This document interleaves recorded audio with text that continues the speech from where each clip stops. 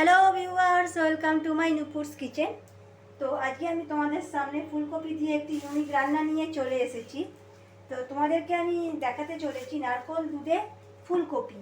যদিও রান্নাটা সম্পূর্ণ নিরামিষ, তো বাড়িতে যদি নারকোল থাকে, নারকোল যদি দুধ থাকে, তাহলে এই রান্নাটা অতি সহজেই বানিয়ে নেওয়া যায়।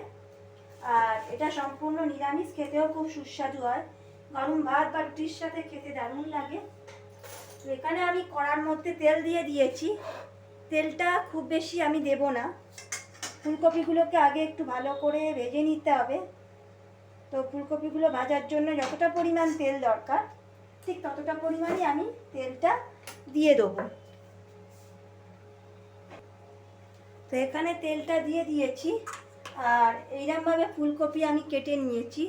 তো ফুলকপির ফুলগুলো একটু বড় রাখলে ভালো লাগে, তো সেই জন্য আমি ফুলকপির ফুলগুলোকে একটু বড় সাইজের করে নিয়েছি, মানে গোটা গোটা থাকবে।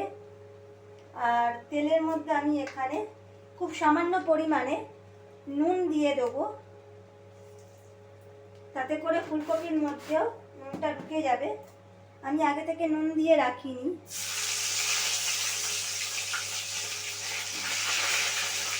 এখানে আমি একটু মাঝারি থেকে মিডিয়াম সাইজের ফুলকপি আমি দিয়েছি।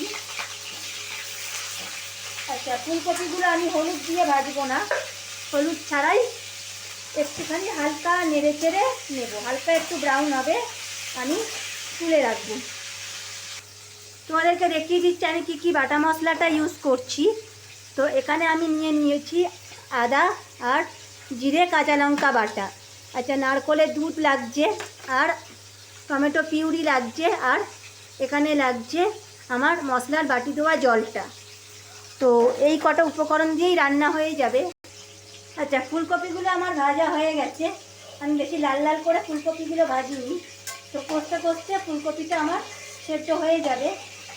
একটু হালকা গোল্ডেন ব্রাউন হলেই আমি কপিগুলোকে তুলে নেব। এবার ওই তেলের মধ্যেই আমি ফোড়নে দেব গোটা জিরে। এখানে আমি তেলের মধ্যে 1 টিস্পুন গোটা জিরে দিয়ে দেবো, আর তার সঙ্গে আমি দিয়ে দেবো তেজপাতা, আর সবশেষে এখানে আমাকে দিয়ে দিতে হবে একটা শুকনো লঙ্কা। তো আমি এখানে কাঁচা লঙ্কাটা ইউজ করিনি, যেহেতু আদা আর কাঁচা লঙ্কার একটা পেস্ট আমি করে নিয়েছি। তো ঝালের পরিমাণটা অবশ্যই আপনারা বুঝে দেবেন। এখানে আমি আদা আর কাঁচা লঙ্কার যে পেস্টটা আছে, ফোড়নের যে গন্ধটা ছাড়তে শুরু করেছে, আদা আর কাঁচা লঙ্কা বাটাটা আমি দিয়ে দিলাম। এখানে 1/2 ইঞ্চি আদা, খুব সামান্য পরিমাণে জিরে আর লাল লঙ্কা আমি পেস্ট করে নিয়েছি। তো আপনারা সবুজ কাঁচা লঙ্কাও পেস্ট করতে পারেন। তো এই লঙ্কাগুলো খুব ঝাল হয়, যদিও রান্নাটা খুব বেশি ঝাল হবে না বা খুব বেশি স্পাইসি আমি করব না। এবার ভালো করে একটুখানি ভেজে নিতে হবে, যাতে আদার যে একটা কাঁচা গন্ধ সেটা যাতে চলে যায়। আচ্ছা, আদার কাঁচা গন্ধটা চলে গেছে। তো আমি এখানে কয়েকটা বাটা মশলা, কয়েকটা গুঁড়ো মশলা আমি জলে গুলে নিয়েছিলাম, যাতে বাটা মশলার মতন একটা টেস্ট আসে। হলুদ, লঙ্কার গুঁড়ো, ধনে জিরে গুঁড়ো। তো এই মশলাটা দিয়ে আরও কিছুক্ষণ আমি একটু কষিয়ে নেব। আর দিয়ে দিচ্ছি টমেটো আর কাজু বাদাম বাটা।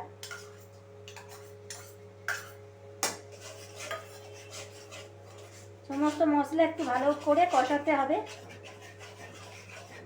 আচ্ছা, মশলা কষানোর সময় আমি একটু নুন দিয়ে দেবো, যেহেতু তেলের মধ্যে আগে আমার নুন দেওয়া ছিল। তাও নুনের পরিমাণটা একটু বুঝে শুনেই দেবেন। খুব সামান্য নুন দিচ্ছি।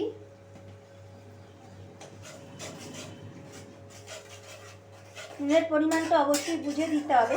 আচ্ছা, এই রান্নাটা খুবই জনপ্রিয়, কারণ আমি 10 বছর আগে রান্নাটা বানিয়েছিলাম, তখনও খেতে অসাধারণ হয়েছিল। তো আমি তোমাদের সামনে এত বছর পর ভিডিওটা শেয়ার করছি। তো যাদের বাড়িতে নারকোল থাকে, বা অনেকে আজকাল কোকোনাট মিল্কও কিনতে পাওয়া যায়, বা কোকোনাট পাউডার, তারা ইউজ করতে পারো। তো আমি এখানে কোকোনাট পাউডার ইউজ করিনি, ফ্রেশ কোকোনাটের যে মিল্ক সেটা আমি ইউজ করছি। দেখতেই পাচ্ছ মশলা থেকে একটু তেল ছেড়েও এসেছে। এবারে আমি সেদ্ধ করা আলুটা দিয়ে দেবো।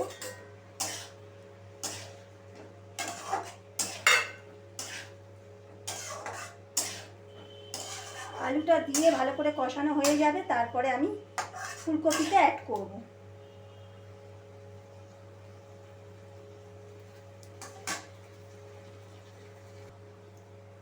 আচ্ছা, এবারে আমি ফুলকপিগুলো দিয়ে দিচ্ছি। ফুলকপিগুলো যাতে ভেঙে না যায় সেই জন্য আলতো করে আমি একটু মিশিয়ে দেবো মশলার সাথে। সমস্ত ফুলকপিগুলো ভালো করে একটু কষিয়ে নিতে হবে।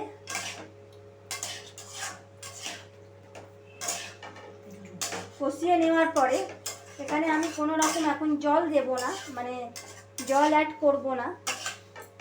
কষানো যেই হয়ে যাবে তখনই আমি দিয়ে দেবো, জল দেব না। এখানে আমাকে দিয়ে দিতে হবে নারকোলের যে দুধটা।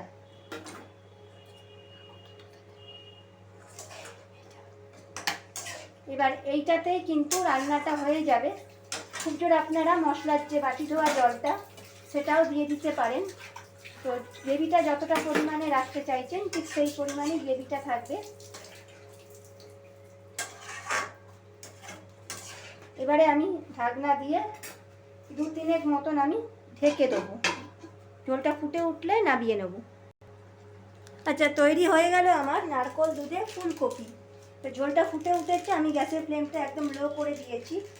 গরম মশলার গুঁড়োটা ওপর থেকে ছড়িয়ে দিচ্ছি, আর খুব সামান্য পরিমাণে একটু চিনি অ্যাড করে দেবো, যেহেতু নারকোলে দুধ দেওয়া হয়েছে। নুনের পরিমাণটা বা টকের পরিমাণটা ব্যালেন্স করার জন্য তোমরা আখের গুঁড়ো ইউজ করতে পারো। খুব সামান্য চিনি দেবো এবং ভালো করে একটু গ্যাসের ফ্লেমটা বন্ধ করে দেবো, ভালো করে একটু মিশিয়ে দেবো। তো আমি যেরকমভাবে বানালাম তোমরা একইভাবে বানিও। বাড়ির সকলকে খাইয়ে অবশ্যই আমার পেজটি সাবস্ক্রাইব করে পাশে থেকো, আর বেল নোটিফিকেশান আইকনটি ক্লিক করতে ভুলবে না। ধন্যবাদ।